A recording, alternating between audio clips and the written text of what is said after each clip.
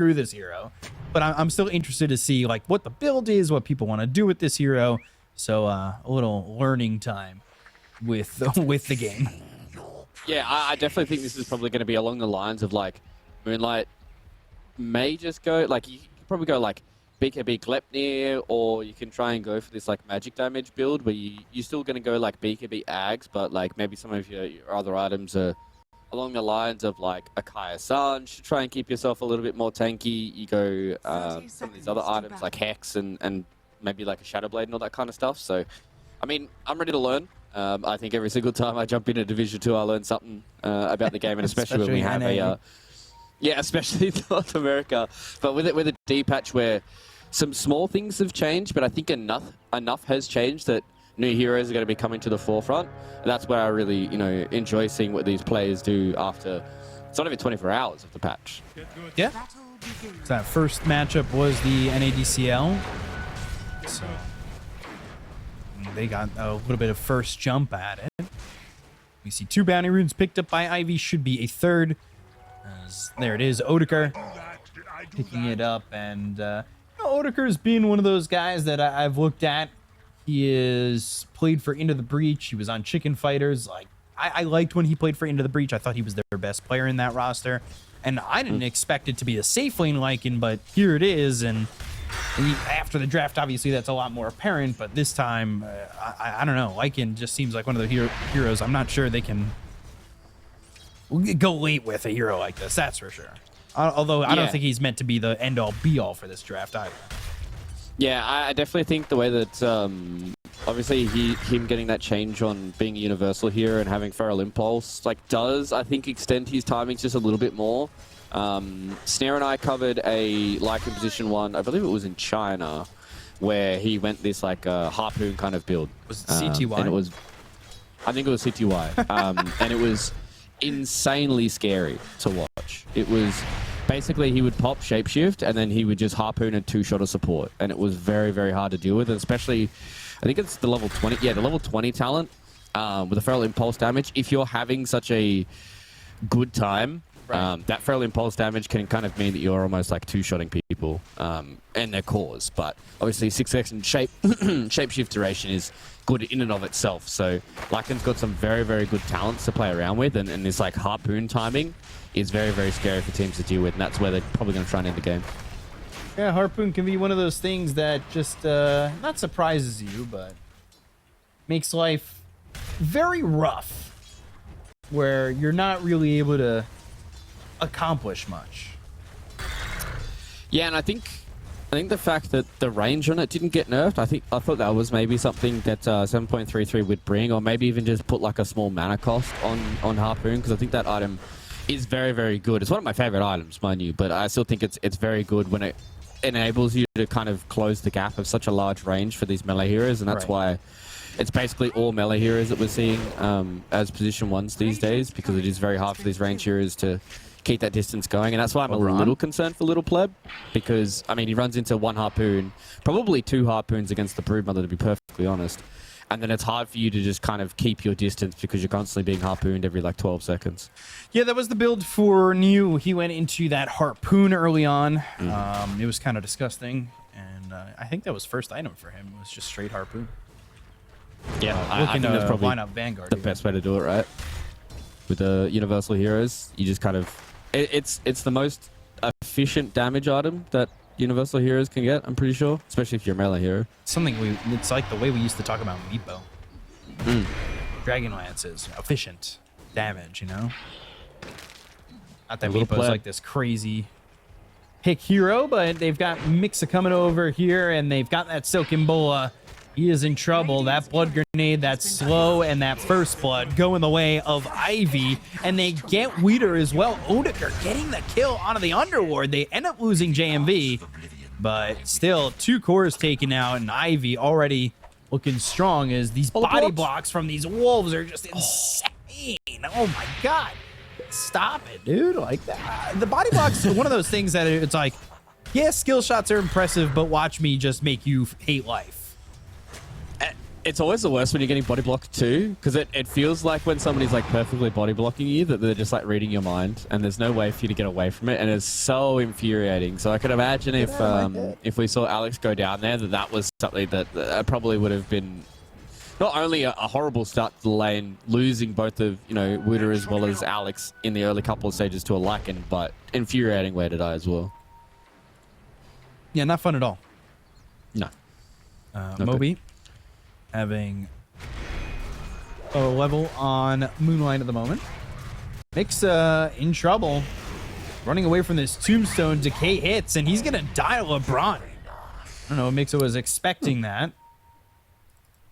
But that sent Spirit Breaker out of the lane, too. I was kind of thinking like maybe they went for a goal on Little Pleb, because he is very low when it came to the HP, and maybe they just overextended, like just overstayed their welcome a little bit too long and got punished quite hard by LeBron with the 2 levels in the tombstone. So, Telekinesis, Firestorm, JMV on the run, and a Fade Bolt will get the kill. So now, Ancient Tribe, they're making the side of Ivy feel their wrath. Yeah, they're starting to get a lot back, and obviously in the previous series that we covered with Ancient Tribe up against Into the Breach, that was a very tough series for them to be able to come out on top. It really took everything out of them, and I think Mobe was one of the players that really stood out to me as being... Yeah, Bash is not fun. That will end up being Mixa getting another kill. This is just, again, not where you want to be if you're a Drow, because Drow, at least previously in my eyes, was not a hero that did well from behind.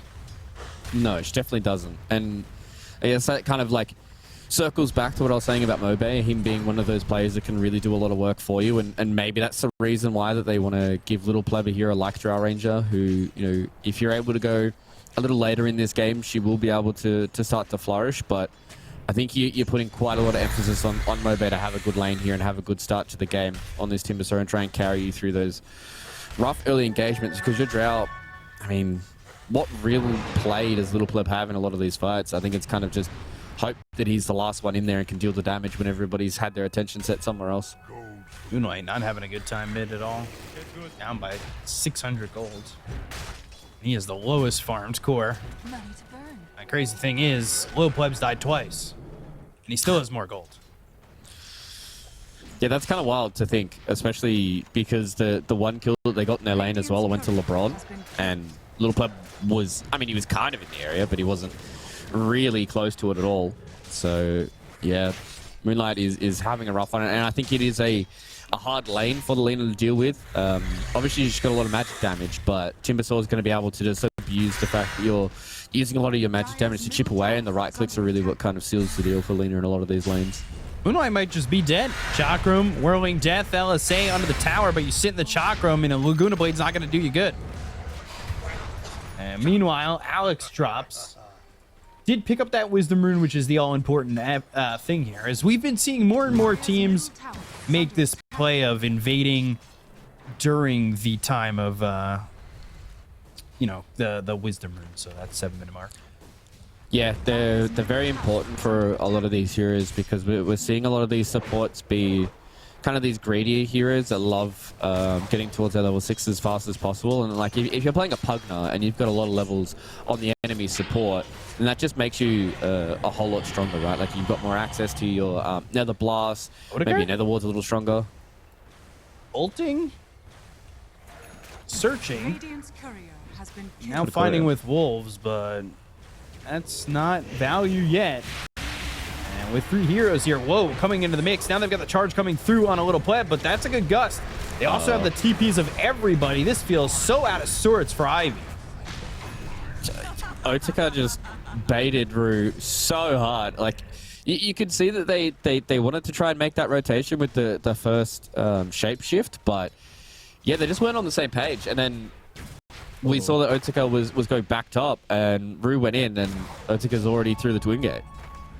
Yeah, I don't know about that move. Moonlight trying to get some help here. This time, Spirit Breaker going to try and help and give the control, but Timber's not an easy hero to kill, and not a hero I think you can kill at the moment. Radiant's bottom tower is under attack. Yeah, I mean, they're still going to have issues killing him even later on in the game, right? Like Lycan's not going to be able to kill him. Your Broodmother's probably not going to be able to kill him until like maybe you get like a Bloodthorn or something along those lines. But you know, at that point, Mobe's probably going to have something to deal with that. So Moonlight. it's going to be a pretty free game for the Timber. Ooh, and very far.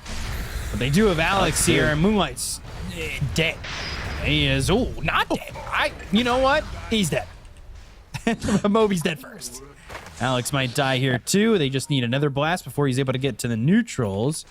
And he's not even going to go to the neutrals. He's baiting them towards Lil Pleb with the multi-shot, is trying to get a kill here. Now he's got a Frost Tower to slow him up, but there's the Decrepify to make sure he can't be right-clicked. Yeah, JMV playing really well there, being able to keep his buddy alive. So, I mean, if they didn't kill Mobe there and Moonlight went down, that spells disaster for them, right? Because then he gets like an extra half a level, he starts moving towards his first big item, and then they've got a giant Timbersaw issue that they don't really have good answers to. I guess it's kind of the Pugna that's going to be a lot of their damage, and try and combine like a Decrepify and a Laguna Blade as you get towards the mid game. But yeah, if Mobe's really just kind of balling out of control, it's going to be hard for them to control him, especially with the Timbersaw performance we saw in him the other day. That was a very hardcore carry from him. Telekinesis with LeBron thinking about going to the Tombstone. These charges are never landing. Dire's top tower is under attack. Gust is just making it impossible. Telekinesis, Gus. Even charging into a Tombstone's always rough for you, right? Like it's hard for Rue to get a lot of these connections, but I think a lot of it for Rue is not so much about the connections, it's more so about kind of the attention away from some of his other heroes, like Broodmother and like heroes that don't want everybody focusing on them. They want to cause enough chaos that there's a lot of other heroes that are setting their attention elsewhere, so they can get their one target down, right? Like, you know, the Broodmother can go into the back and try and kill the Tombstone. The Lycan can kind of just sprint directly at the Drow and try and put her under pressure. So they've all got their objectives in this game, and if Rue can kind of buy a little bit of that extra space, then it's going to be a pretty good game for him. That's why I wouldn't hate to see like maybe just a few extra braces, just to be that very tanky Spirit Breaker that's hard to deal with. Right, if he's going Shadow Wave like he is and he commits to that, it's more going to be him trying to get invis and hope to find the proper angles to get into the charge and have them land. But that does, again, feel pretty improbable. Wolf spotting LeBron. Some cute angles. Oh. Meanwhile, Stack's being taken by Moonlight. These Wolves doing a lot of damage. LeBron forced to use that ult, by the way. Dire's top tower is under attack. It's kind of interesting that he kind of sat there and took a lot of damage from the Wolves. I thought that maybe they were able to just deal with them early on with the Firestorm, but Wudo wasn't able to get that for him. And Alex copped a bit of damage from Rue as well after them taking that stack. He at least got a bit of experience out of it for Alex, so I mean, he's not too worried, but they would have obviously loved the gold themselves, and that just means that Moonlight gets a little bit more back towards his next set of items. He has gone for the Aether Lens, so it seems like it's a little bit more of a caster build. A little unfortunate for Moonlight that Aether doesn't build into Octarine anymore. I think Mixa might just be dead. If charge lands, it's going to be charge into Telekinesis. Not the fastest speed charge, but I don't think that's going to matter. Charge in, Fiend's Gate used, LeBron ends up dead to Mixa. And Mixa ends up dead to Lil Pleb. With, again, everybody showing up. That's the way this lineup's kind of oriented to go, is having that Fiend's Gate. But charge, and that's from the weird angle. That lands LSA Laguna Blade, and they get the kill on a Little Pleb. That's what I was talking about.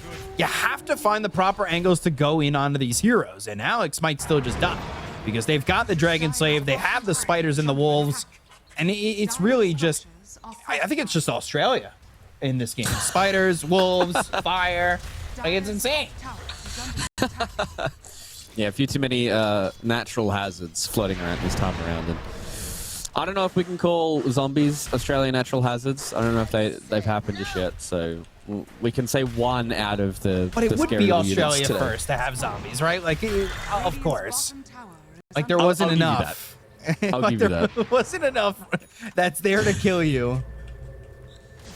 It's like, oh yeah, by the way, we're a giant island with giant scary fauna. Let's just have zombies as well. Like, why not?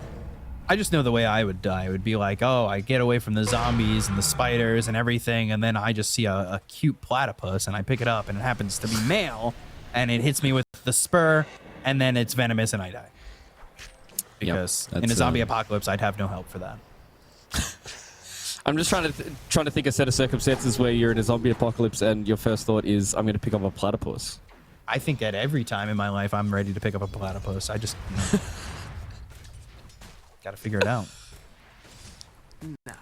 Fair enough. That's a life goal, I think. To be honest, as an Australian, I've never seen a platypus in real life. That's insane because I was telling Nat about my love for platypus, and she was at a zoo or something, or a rehabilitation center that had a platypus. Oh, that's sick. I was super jealous. Yeah, it's just never something that I've seen. I guess where I come from, where I originally grew up, is a very dry place. We don't really have much water where I come from. So, well, you got to work on hard that. for That or platypuses to survive. you either need to get to that area of Australia or become an evil scientist where a platypus visits you at your door and has a hat. So, setting up towards mid, Alex might be in trouble again. Charge angles are the most important. Not going to matter, though. Lifted up, put down pretty quick. LSA ends up getting the kill there. But Bulwark, level 1, lift lasted about less than a blink of an eye. Enough to And cancel the they team charge. for that. It's always nice. They're actually going to get Moby. They want to stay on him. Charge coming in, but here comes the Underlord, who could throw down a Pit of Malice. Does, but the LSA now lands on 2. And nobody's going to die. Yeah, the one issue that Ancient Tribe have with their draft is they don't really have good, reliable lockdown. A lot of their lockdown relies on Pit of Malice or telekinesis. So in a lot of these engagements, you can see that Root understands that as long as he's got Bulldoze, he's going to be kind of happy in a lot of these fights and really won't have to worry about all too much. I mean, if he gets hit with a lot of the frost arrows, that could be quite spooky for him, but as long as he's away from the drow, he should be happy with it. So both teams are going to struggle a little bit, I think, as we get towards the mid-game about trying to get these kills. Ooh, Gust. Not dead. Ooh. Do you see this bottom in the spider webs where anytime a zombie had died, they kind of exist in the webs?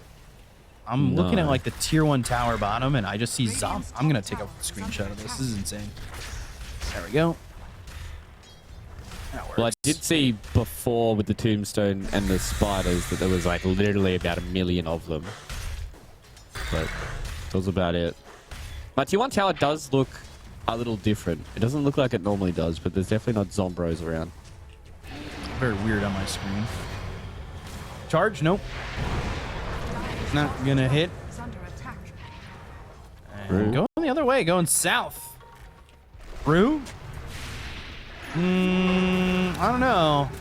This isn't looking like it's gonna be available for you to start, but then the Nether Strike comes down. They're gonna go. They've got some heroes here. They'll end up finally getting the kill into the Spirit Brick, and they've got a lot of damage on the Moonlight. Moonlight's in trouble. He'll fall to LeBron. This is way too deep for Ivy. Yeah, that was a spicy fight. You're fighting high ground into a tombstone that you set zero attention towards, and then obviously they've got the Fiend's Gate as well. So it's very easy for them to get a lot of reinforcements really, really fast here for Ancient Tribe. And Ivy just kind of overstepping their bounds a little bit. I thought they were just going to leave Rue to die. Just say, all right, you got yourself a nice little ward down. You're spending a little bit of time for them.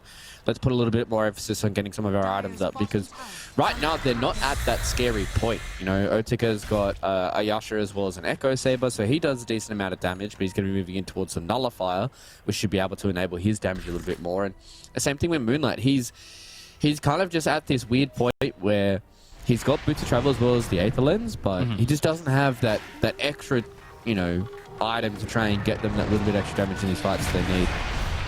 LSA picks up the Arcane Rune, but his life might just be gone. Decrepify, Firestorm, life draining, Alex dead. On the other side, JMV gets the kill. And they've got a little pleb in a bad spot. Chakram, Rue still going in. They're trying to find the opening, and that will happen when Mixa gets into this one with that spawn Spider Wings, and LeBron's going to fall too. 3 heroes dead. Weeder, well, he's got the Pit of Malice down. They hit the LSA and a Moby. Maybe they want to go back in. Arcane Rune still rolling. They can throw a Laguna Blade out. If they land the LSA and they lock down Weeder, But they're going to go for the tier 1 tower over mid instead. And while that's happening, Rue is going to die to Mob. Yeah, that was a long, drawn-out fight, and unfortunately for Little Pleb, he stepped down into the river. JMB. And when you do that against a brood mother, it's very hard for you to continue the fight because she's going to constantly be on top of you. Oi! So, yeah. That's the damage that can come out with a Laguna Blade. JMV, he's so farmed, he's already got himself this Glimmer Cape, which has allowed him to, like, play in these forward spots. Yeah, and this is what I talked about before with like the Pugna, right? Being one of these support heroes that just loves having a lot of farm and loves having a lot of experience. So it's been doing a really, really good job this game, especially Decrap being able to save some of these heroes. I think that's a big thing between both these two drafts is there is a lot of physical damage, but they also do have their mid laners that can do a lot of magic damage for them. So Decrap is going to be a big factor for this mid game about how it's going to turn around. So it was looking like Kaya first, but then the Q for Moonlight, and he's almost got the Axe going into the Flame Cloak. Yeah, it's pretty good this game. Like 35% magic amplification is always nice, but I think the biggest thing for me is it's 35% magic resist. So that just kind of means that like you can pop the Flame Cloak and then the power of the Lina is much more stronger than the Timbersaw inside of that Flame Cloak, right? Because she just has that big magic resist up against the Timber, so it should be nice. Do you end up going for buying that shard on your own for Moonlight? I mean, his supports kind of wouldn't mind their shards, so maybe you might have to, but I think it's definitely something that you think about after you get like your Ags plus one item, right? Because you kind of need to hit that timing where your Ags is doing the damage and you try and amplify it with either like BKB to survive, or it seems like he's going for like the Kaya and the Blink to have that positioning. Because 7 stacks is no joke. It's 140 extra damage to your abilities, right? I mean, that's a 15 talent. And then also the amplification from Flame Cloak too. Yeah, I feel like Shard is a not a must buy, but not a bad buy. Yeah, I think you're right. Yeah, so maybe he might. I mean, it's probably better than a straight up Kaya, right? Like, this is Kaya. 24%. So yeah, I'm just doing math in my head. It's like probably very similar values. If you're at max stacks, obviously. Right. So, Moonlight, now with that Ags, has that Flame Cloak ready to go.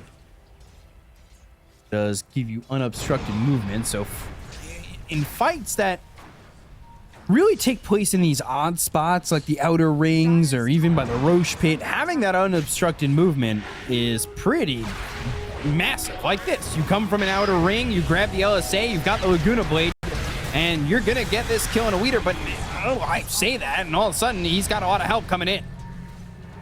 It looked like they were setting it up to really go their way. JMV, he was invis for a moment with the Glimmer Cape, but he's gonna end up dying here and just doesn't quite have the damage to go in and dive a Underlord with mech ready to go, almost Guardian Greaves.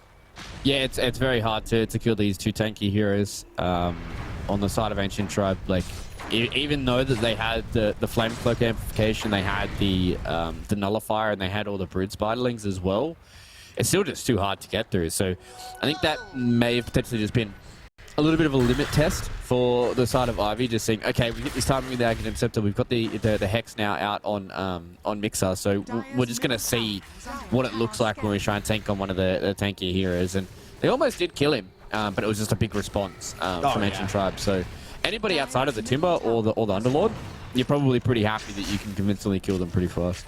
Mixer, by the way, not going into the Harpoon, not looking for that pull-in. Neither did Lycan. He's actually going Manta, and then you've got Scotty being built here for this Brood. So at the end of the day, they both have Echo Sabers. They can go for Harpoon later down the line. They're just not getting it now. Yeah, I think maybe they're just under the assumption that they want to try and abuse the fact that Mixer's had such a good game on the Broodmother. Obviously, Scarlet is going to be great into the Timbersaw. It's going to be good to be able to stick on top of the Drow, but I think for me, the way that I would have done it is at least one of them get a Harpoon, because then that just forces Little Pleb to either Mantis Style early or Hurricane Pike early, and as we've seen with Drows in the past, is it's all about positioning, right? And so if the Drow is forced to reposition to get back into a good position, then that means in other parts of the fight, you're able to abuse her for not having those movement abilities or those movement spells. So I thought at least one would have been value, but I do wonder if maybe they backed off getting that just because of the fact that they saw that Rubik's got shard, and they now have the ability to just kind of like pull these heroes out with that telekinesis. Very true. I guess it's not like a secured kill, especially when you're, you know, going into like a Timbersaw as well as an Underlord. It's hard for you to get the kills. Bulldoze and charging in Laguna Blade, but goes into the Tombstone. That's a good way to do it, soul ripping it, but eventually that will pop. They get the kill on the JMV. They'll look over at Moonlight. Moonlight with the LSA that's going to land on the 2, but he can't get far enough away. He's still here in the Firestorm.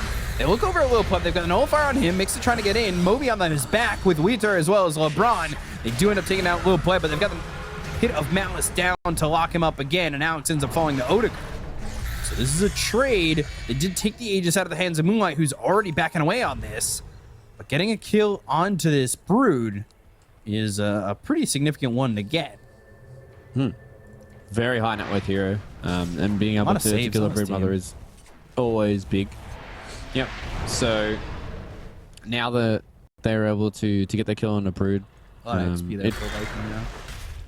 think that's the big thing, right? Like Lycan's getting close towards that level 20 talent where he gets the extra 6 seconds on the shapeshift, so it becomes what, 31 seconds with a 75-second cooldown. So there's a very small window that you actually can punish this Lycan, and he can be scary. So it's getting to the harder points now for Ancient Tribe to keep winning these fights, because we saw the issue that Little Pleb had, right? He instantly just had a Lycan as well as a Broodmother on his face. He had the Hurricane Pike and Mantis Style away, but once they're down, like it's super easy for the Lycan and the Broodmother to get back on top of you. Would you go for the 25% feral impulse damage? Kind of seems like a lot. They're both really good. I think it is the biggest thing, right? Is like they're both insane for Lycan. Like an extra 6 seconds of shapeshift can mean that you can pre-shapeshift and not have to worry about, you know, it running out as you run into a fight. It could also mean that you can just extend long enough that either you're able to get some of these resets and some of their spells, but also 25% feral impulse damage is nuts. So it goes up to like what, 65% bonus damage, which is crazy for a universal hero who currently hits for almost 300. Yep. So an extra 25% on that is basically another 60 damage, right? Yeah. So it's a big damage increase, but it's about whether or not that you feel like the 6 seconds on shapeshift is more damage on average. Charging just far enough away where they can get the Nether strike off and then the LSA, but the telekinesis save again. Going for these heroes is just very difficult with how tanky they are, and they shapeshift on Odegaard. So he needs to start to run out. Yeah, just can't commit onto a Timber. I think Timber is probably one of the worst heroes for them to get on top of, especially if they don't have anybody in the backline. Like maybe if they had Mixer in the backline to put pressure on the onto Alex, then maybe they can have this idea where they have this fight on two fronts. But if you're just putting all your eggs into trying to kill the Timber basket, they've got a lot to save him. They've got a Guardian Greaves, they've got Crimson Guard, he has Shivers, they're going to have the pull in as well onto the Timbersaw to keep him away from some of these bad spells. Ooh, JMV. Slippery and gets away. It's big. Might? No, I was gonna say it might still catch somebody, but Drew's got that Shadow Blade, and he's looking to get that 28-minute Wisdom Rune, which he is gonna grab. It's gonna be a lot of experience going their way. Ooh. Yeah, 2240. That's a lot of experience considering the fact that your total experience is 6,900. Yeah, it's nuts. Like even when you like looking at the experience graph, it just dips directly down because they get those 2 wisdom runes. Yep. Basically, almost goes back in their favor after that, which is, I mean, obviously the game's only been going for 28 minutes, but the fact they're able to do that over a span of 3 seconds is very, very crazy. invis and all right, so gets away. Yeah, again, it's just hard for Ancient Tribe to lock people down, right? And that's why this Shadow Blade's going to work out really, really well for Rue. As long as he's able to get far enough away from the people holding the dust, he's going to be okay. So I wouldn't hate to see Ancient Tribe build a little bit more of this lockdown. Maybe they try and get like a Rod of Atos. Maybe they try and get themselves like a Hex or something on Mobe to try and win these They're fights. charging Mobe. And the Strike LSA and the Laguna Blade, the damage, but the Timber Chain away and the TP attempt out. They're also going to Fiend's Gate over. Oh, or not. They just are lacking damage on a lot of these fronts. And look at the Power Rangers TP here. They want this kill on the Mixa and they'll get it. Ivy just finding themselves lacking damage in so many of these attempts. I mean, that was a DD rune on Moonlight as well. Like they had a lot of damage, but unfortunately for them, Mobe is just too tanky. And this is the issue that they're going to have, right? Is the Timbersaw is going to have a pretty free time. The 20% magic resist from his talents is nuts. He doesn't even have to go like the crazy kind of Ags build, right? Where we've seen in the past where these Timbersaws are just having this free 800 HP shield constantly, and he's going to have an Eternal Shroud soon as well, and that recently did just get buffed. So Mobe was not in trouble of dying, and now he definitely isn't with the amount of damage that's coming out.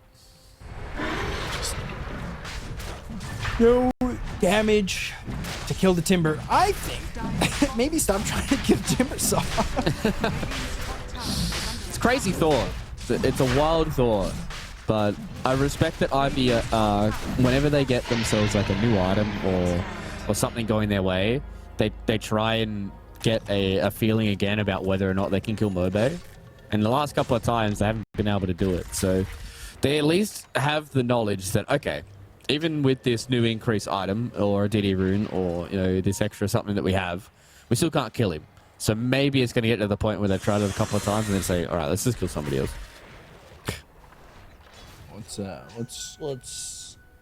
Let's go for something different. Let's try and kill maybe the Drow that has 2400 HP and not 40% magic resist, you know, and like 70 armor. Thanks, guys. Appreciate it. Better idea.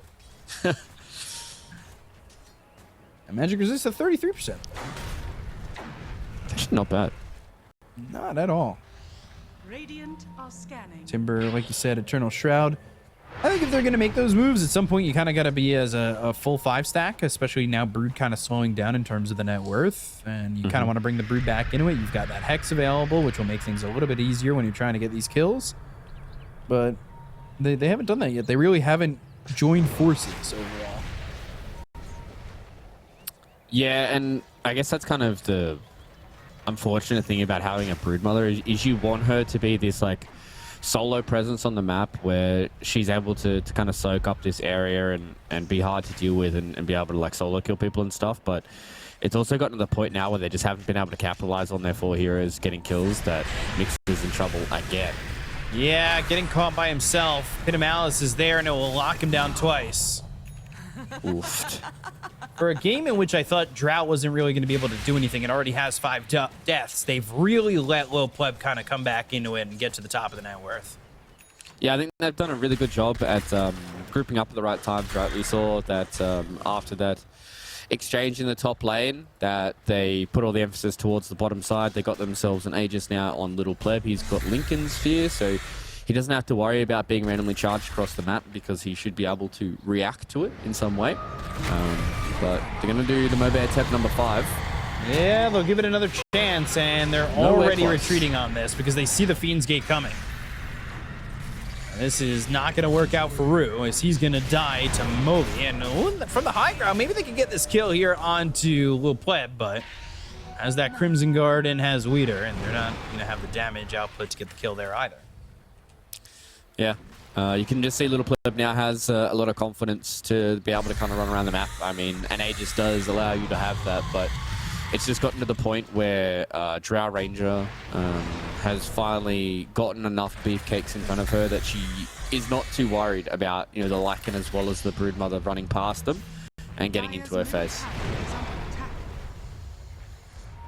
So I think at this point you kind of hit this stride for Ancient Tribe. I know they don't have the net worth lead just yet, but it looks like, I don't know, they've kind of put themselves in a great spot. yeah, they definitely have, and especially now that we can see what Little Pleb's doing with his build going into a butterfly. Like, the one issue he had early on was he just didn't have survivability versus the Lycan and a Broodmother, but this butterfly, like, they're two heroes that don't like getting MKB. Moonlight caught and all by himself will die. Oh, that is not what you want. No, I think that's the start of the end here for Ivy. I think they've really kind of missed the boat on a lot of the combinations they wanted to have with their heroes. And it's getting to the point where you're going into these two tanky frontliners in the Unlord as well as the Timbersaw. They do a lot of damage, and now Little Pleb's at the point that he's very scary as well. So we need to be his at the Death front. Ball is just going to consume too many buildings, I think, for Ivy. It's going to be the high ground. They're going to go for the tier 3. These heroes aren't even trying to defend. They've actually got mid being taken by Mixa. Or trying to be taken by Mixa. There's a lot of damage to these towers, so he's going to get a tier 2, but that's just not worth the trade. He's probably going to lose 2 lanes, I think. Yeah. So it probably feels worth to mix up because he killed a tower, so that feels good in the overall scheme of things. But at the end of the day, like, you're losing 2 lanes of Raxa versus a Drow lineup, and I mean, they've still got what, a couple of minutes left on this Aegis, well, actually 10 seconds left on this Aegis, so they want to fight now. Oh, Alex. Oh, Alex, what a spot to be in. Oh my, just saw him coming, saw him shapeshift. Laguna Boy gets the kill to LeBron. Maybe they could get something out of that. He's going to buyback immediately. They will take out Alex. He does not have buyback. This time they're kind of moving around the fight pretty well. Weeder's going to be off alone, but here comes Moby. Stunned up Weeder. He'll eat the cheese. He'll get back to full health. They've got Rue behind him, but there with the jump in, the blinking, with the whirling death, the chakram, JMV. He goes to the life drain. Timber chain, though, across. They'll take out Odeker. He's dead for 70 seconds, no buyback. Well, they tried. They really tried to get on top of Little Pleb, but it's just, it's a big net worth lead right now, and Mobay is literally untouchable. Anytime he gets close to them, they have to run away, but he's got to blink. Fiend's Gate. Oh, LSA, the magical damage, no. Not even gonna get the Timber. They're like 0 for 12 on trying to kill this guy. I think that time he almost put himself on a silver platter going that close to them, but I mean, he's able to live and converts that into some more tower damage, but Mixer, that is not the place you want to be, brother. And with these heroes dying without buyback, I think this one might just be done. Yep. This is a little rough, and this is the power of Drow Ranger. I think they did a really good job, did Ivy, at putting a lot of pressure on Little Pleb. They're going to try. Odeker, they can't go into the pit of mouse. That's what sucks about this, but Mix is on the other side of it. They've got the silence onto this Lycan, the whirling death once again, and just look at Little Pleb. He's not getting touched. Mix is dead again. Yeah. That's maybe buying time for Alina, but is Alina really going to be the damage dealer? Maybe a stray Laguna Blade, but I think the base is going to be dead before she's even up. 8 seconds to try and hold it. They get these heroes off of it. Life drain. They back up for a second. And that's to clear out the creeps. It's like Alina's coming back into the mix, and now they're going to go. The damage is huge there to kill off Weeder. But they need more. And, well, Moby. Sheesh. Coming in and just blowing him up. Moonlight gets onto the high ground. Just barely surviving, but Fiend's Gate again. Weeder's here, dusting him up, going after JMV, taking him out. Moby. You know, it is insane the damage he's been doing. Man, this is Mobay Timbersaw. This is what he does. That's what he loves to do. And unfortunately for Otika, he's stuck between too many pits of malice and not enough Drow Rangers. So I mean, Ivy, I really liked their draft. I thought they had a good idea of dealing with this Drow Ranger, but it just got to the point that the Ancient Tribe just had...